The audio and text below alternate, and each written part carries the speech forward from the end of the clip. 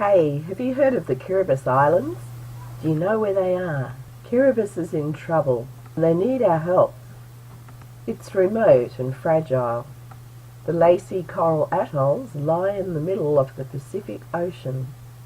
There are no hills, mountains or rivers. They depend on rainwater, which collects in pockets above the salt water under the ground. They access this water through wells. The trouble is the sandy soil allows whatever pollutants are on top of the ground to seep through into the precious water reserves below. With 52,000 people living on the main island, water is precious. With rising sea levels, seawater is also affecting these underground water wells.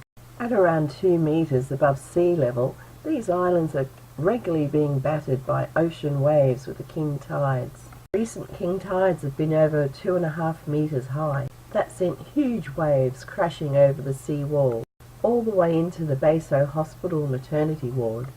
These waves threw chunks of coral rock. An abandoned ship in the middle of the lagoon was flung through the sea wall, breaching it so that more flooding occurred through the township. Sea inundation is not new to Kiribati, but it's now happening with more severity than ever before. The islanders are in shock and disbelief. They're fearful and anxious for their future. The sea has already swallowed villages and coastline, and trees like coconut and breadfruit are dying because of the salt water. They're staple food.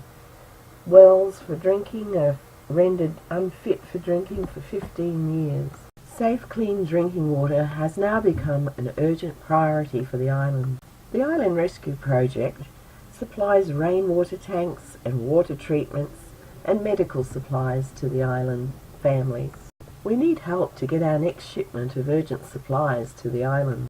Can you shout a clean drink of water for a Kiribati child? Next time you go out for a drink with your mates, how about shouting a drink for Kiribati?